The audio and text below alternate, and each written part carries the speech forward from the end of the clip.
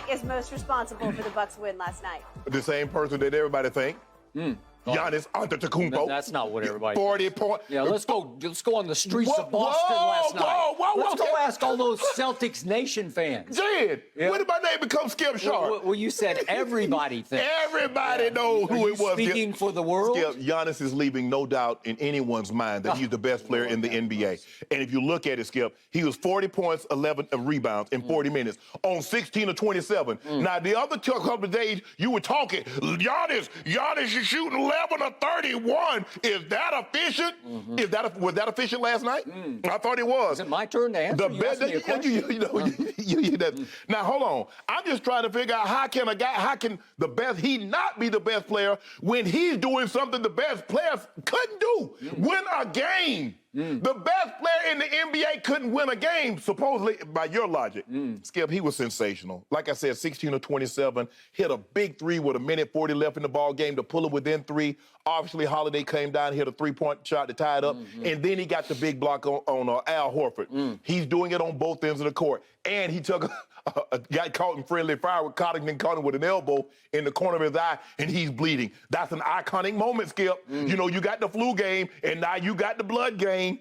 Whoo! The last time I saw a performance like this on the road, last time someone had a 40-point, double-digit rebound game in a win in Boston, you know who it was. It might have been his greatest game. It was Goat James, 45 and 15 in a game 6. Giannis just went 40 and 11 in a game 5, and he's leaving no doubt.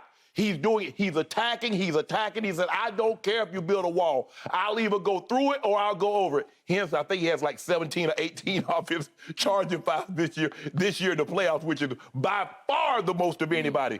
But that's what he does, Skip. He's not going to be deterred. And I said it, I need him. Thank you, Budenholzer. Thank you, Coach Bud, for listening to your boy. I think you need to give BP some minutes, Skip. And BP came up big for him. He needed the minutes that they was giving Brook Lopez. BP needed those minutes. You mean BP, look what I found, BP? That guy? Look what I found. Skip. I found the go-ahead basket right in my bread basket. So what am I supposed to do about these 14 points, 15 rebounds? He had 15 rebounds, 7 of them on the offensive end. And they pounded the Celtics on the glass. Give them credit. And I don't want to be dismissive of Holiday because I said Giannis is going to need someone to come along with him. Although Holiday wasn't terribly efficient last night, 9 of 24, he made some timely shots. A big-time block, a big-time steal, but he made some clutch buckets down the stretch. And that's what you need. Your superstar has to be a superstar, but he's going to need a couple of other guys to come with him when you're playing a team like the Boston Celtics because they got an outstanding performance from Jason Tatum. Jaylen Brown went bonkers in the third quarter. Smart played really well up until the fourth quarter. Oh, really? You noticed? Yeah. Marcus Smart played really well. Skip, I did watch the game. Oh, interesting. But they leave no doubt. In the last 4 years, the best player in the NBA has 2 MVPs, a Defensive Player of the Year, a Finals MVP, and an All-Star Game MVP. Really? Never in the history of the game has a guy had that on his resume in a 4-year stretch and not been considered the best player in the NBA. He left no doubt last night. Really? He'll leave no doubt in this series. Left no doubt? Left no doubt. Well, maybe you dozed off with 14.2 seconds left. What happened to his second free throw? He missed it. Oh, he missed it. He's the best player on the planet. He missed the clutch, the ultimate clutch free throw. I saw a guy named Kevin Durant miss the clutch. No. Thank you.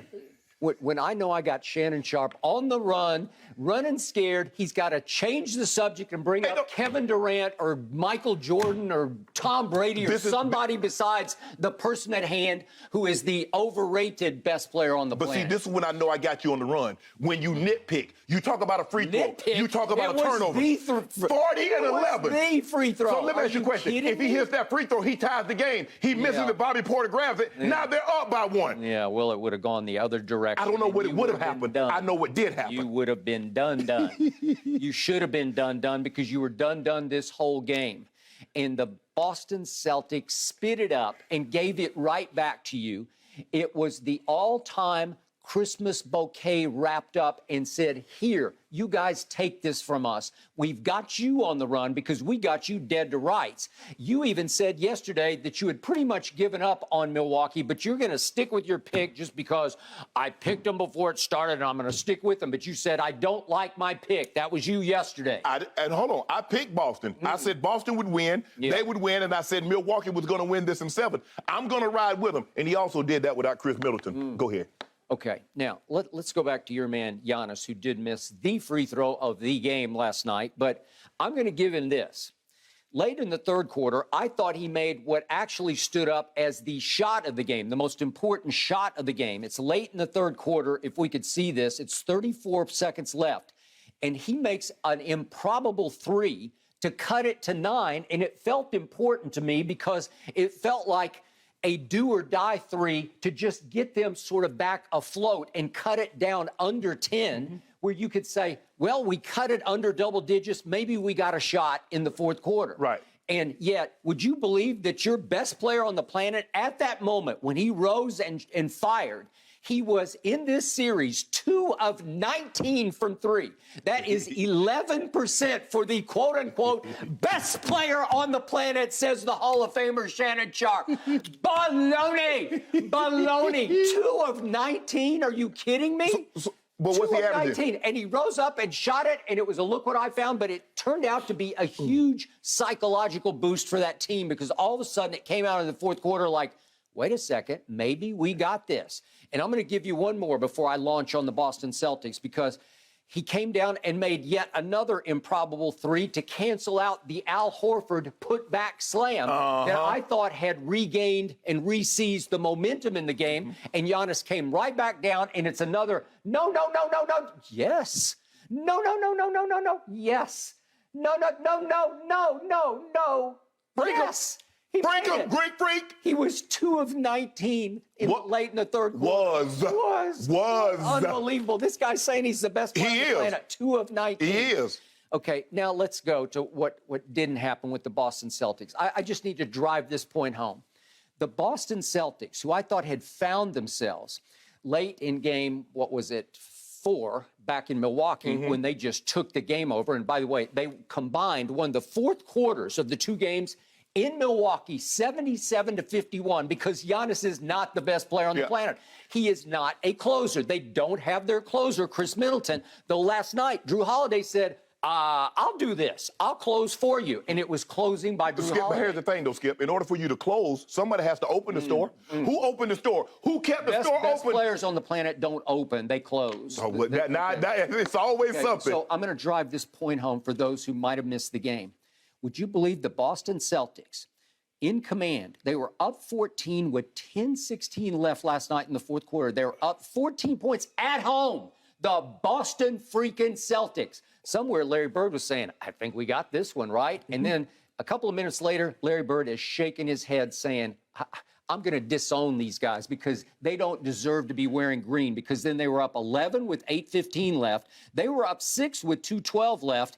And you know the rest of the story. I sure do. It was a disaster. This game was all about what Boston didn't do, not what the best player on the planet did do. Because in the end, somebody has to just say no. And it wasn't Jason Tatum. Listen, every time I want to anoint him, every time I want to say, not that he's the best player on the planet, but that he's arrived as a superstar, he will not let me. And I don't think he'll let Celtics Nation, because now I'm looking at his numbers for this game, and for the series, and he's averaging 25, 6, and 5, fine. But he's shooting now 39% from the floor. He's shooting 30% from 3. Yeah, he's struggling with the 3 ball. 30%, and last night he was 2 of 11.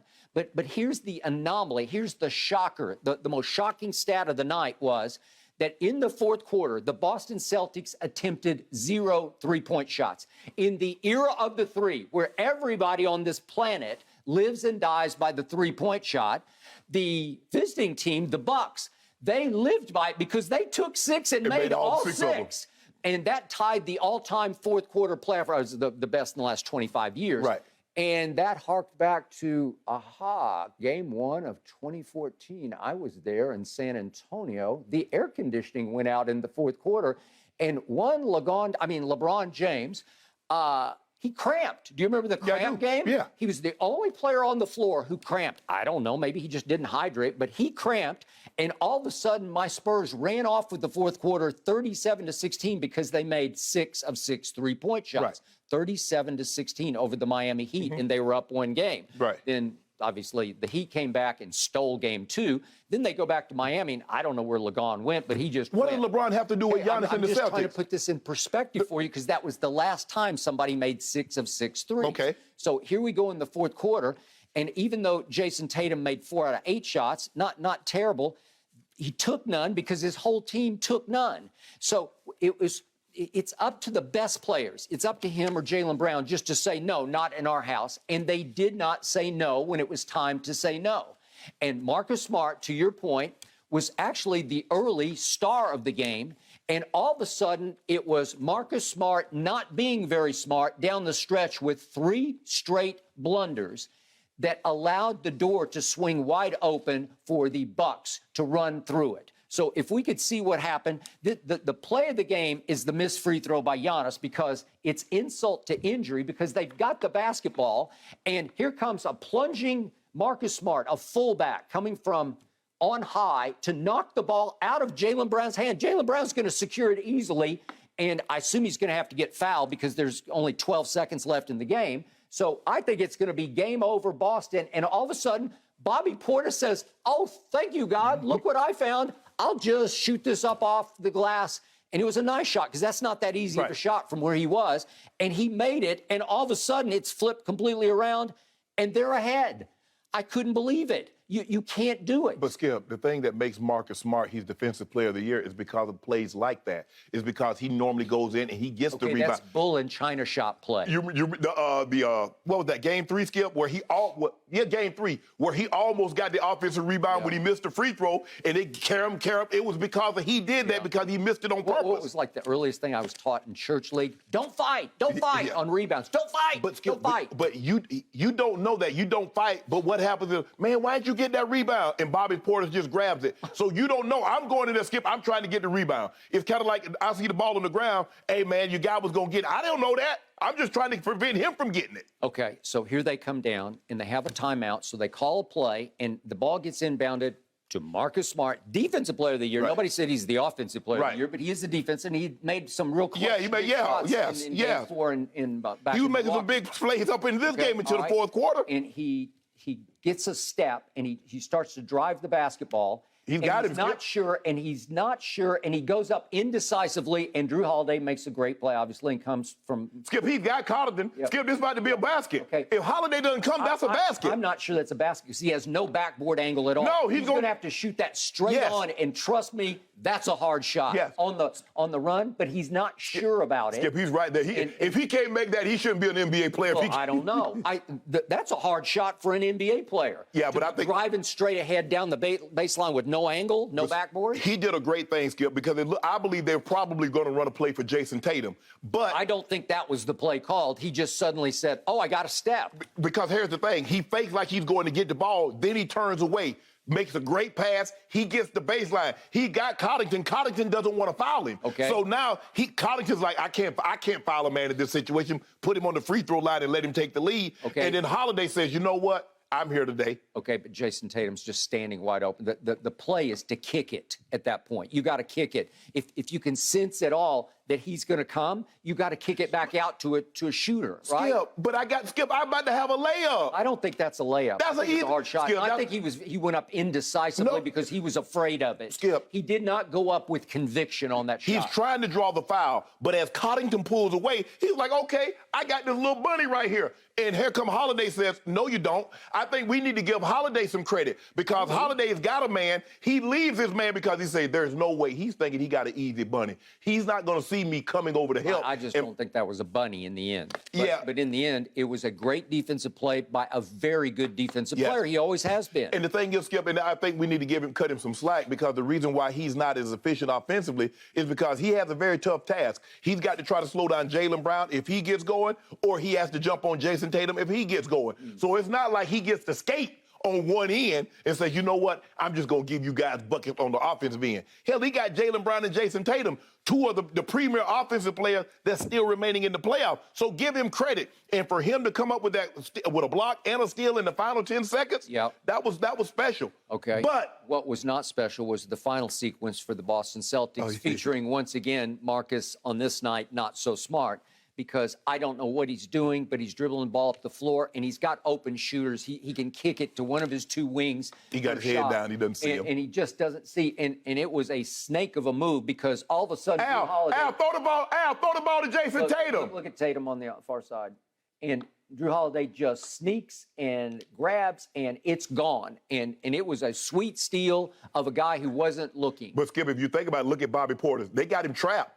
So it's not like, it's like, and there's a lot of guys open, but they did a great thing by trapping. Look at this. Okay. Look at this. It's like three. Okay, but the ball has to be gone. It has to be given up. If you're the quote-unquote point guard, you got to see it and distribute it before they get to you. Well, Al needs to see it, needs to get the ball, see Jason Tatum streaking up the right side, and get the ball, kick the ball ahead to him. I mean, it's just a crusher. You don't even get a shot off. You don't get a shot off. Okay. But back to our originally normal scheduled programming. This is about Giannis. This is about a guy, Skip, you do realize now Boston Celtics had the best defense in basketball in the regular season. Now, in the postseason, it's been the Milwaukee Bucks. Big lineup. Got guys that can challenge you at the rim. Tremendous on-ball defender in Holiday.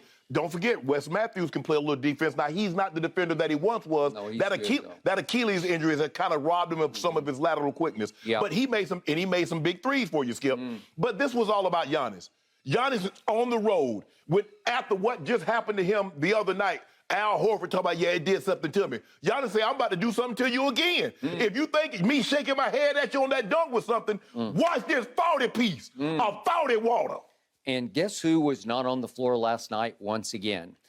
This wasn't about Giannis. It was a lot about Robert Williams III. He was not available again with a sore knee. He is the anchor of that great regular season defense. He's the anchor. He is the guts. He is the shot blocker. He is the physical presence that bothers the quote-unquote best player. You know what I didn't hear? In Game 4, when they won the ball game, you didn't mention Robert Williams. They won the ball game. You didn't mention Robert Williams or the third. Now, all of a sudden, they lose. He's the anchor. He's the anchor. So is he not the anchor in Game 4 that they won? Al Horford is a veteran a la CP3, and as you always tell me, at that stage and age of your career, you can't expect him to rise the way he rose in Game 4. That was the most points he had ever scored in a playoff game. What happened last night? Horford kind of went back to being Al Horford. He was 8 and 8, okay? And he did have 6 assists. Pretty good game, but that's a typical Al Horford game. The Game 4 was the Al Horford game. That's how I always remembered. It was all about him in place of Robert Williams. But that's the thing, though, Skip, and you won the ball game. Did you expect Al to give you another 30 piece? I mean, I did not, but I have expected Robert Williams to be able to go on a sore knee, and obviously it's more than sore. It's a problem. And the last thing you want is Robert Williams in there on a sore knee trying to deal with Giannis because he's coming downhill, Skip. Okay, well, you can't let him get downhill. How? And much of the time last night, they didn't. And so Grant Williams did a decent job here and there, but then offensively, what did you get from Grant Williams last night? Nothing. How about nothing, right? How about 3 points? Guess what you got from Brook Lopez? 2 points. Well, they just decided he didn't count. Like they just decided we got to go Bobby Portis. We got to go more athletic. We got to go with more energy, more electricity. Skip, if you just watched the previous series against Chicago, and you saw what Bobby Portis did once Chicago took the lead, they put him in the ball game. Then all of a sudden, Bud, like he was the smartest coach in the NBA history. All of a sudden, I'm gonna go back to Brook Lopez. Nah, go back to Bobby Portis because he's more athletic. He can hit. All Brook Lopez wants to do is shoot threes anyway. He ain't really trying to get down there and bang. Bobby Porter's gonna bang. Hence the 15 rebounds with 7 of them offensively. But all that's fine and good. I don't want to diminish anything that Holiday did. I don't want to diminish anything that Bobby Portis did. But this was all about Giannis, the best player in the NBA. And what you do, this is how I know I got you on the run. All you do is want to talk about, in this series, he was 2 for 19 from 3. He was. The man is averaging 34, 13, and 7. Could I interest you in that? Now, you tell me disqualified. You know it now. How is he disqualified? See, what you do, Skip, and this is what I notice what you do. If there's a player that you like, and he has a deficiency, you will say, well, that's not what he focused on. Well, you can't be the best player on the planet when you're shooting 2 of 19. Well, Michael Jordan shot 32% for a career from the three, or 33% from the three. They did not emphasize it or prioritize it. Why did Larry Bird shoot 40%? I'm just saying, just because you don't prioritize something doesn't mean you can't be good at something. See, that's what you try to do. You say unless you prioritize it. No. He was mostly guarded last night by about 6'8" Al Horford. I don't think he's more than about 6'8". But you hold on. When they was holding him to 9 of 25, when they was holding him to 10 of 30, yeah, there's been a bunch of those. You didn't mention anything about Al Horford being 6'8". Now all of a sudden the man has a monster, and he's been having games 34 and 18, 40 and 11, 32 and 16. Wait, go to the next category last night. What's the next category? Turnovers. Oh, he had 7 turnovers. And they won the game. The best player on the planet. And they won the game. Hold on. In spite of, they did. I know, in spite of. Skip, he's doing this. He's doing this without his second best player, a 3-time All-Star in Chris Middleton. Let's see. The biggest plays down the stretch were a 3 by Jrue Holiday. Who hit? Hold on. Then a block by Jrue Holiday, then a steal by Jrue Holiday, closer. Hold on. Time out. The best player on the planet isn't the closer? You just said, hold on. So why were you showing that 3 that Giannis hit at 140? I was trying to give you a little bit of credit. No. I felt sorry for you because I knew you were going to come out here and try to make that bogus argument. How you feel sorry for the best player on the planet? Everybody saw it. Everybody's seen it. You did. Against this defense, this man is averaging 34, 13, and 7 against that defense. Without its anchor. Hold on. So let me ask you a question. Without Middleton, you do realize Middleton is a 3-time All-Star. No, he's the closer for the team. And he was on a gold medal winning Olympic team, since you like Olympics in this matter. Last quick question. How did the best player on the planet in games 3 and 4 allow Milwaukee to win the combined fourth quarter 77-51? How do you do that? Let me ask you a question. Best player on what planet? Pluto? So another on a dwarf planet, I'll give you that. You see what you do? Yeah.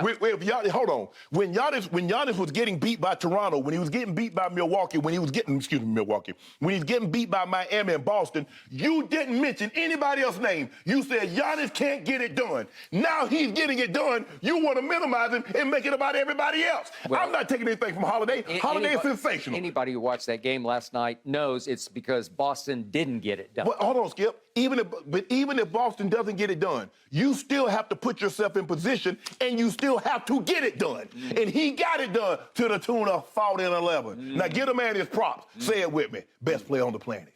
Say it with the church. Let the church say amen. I'm going to leave you with your delusion. Next. Thank you for watching. You can subscribe here to get the latest from the show, and be sure to check out more of the best clips from Undisputed, or go watch a few other segments from our other shows on FS1.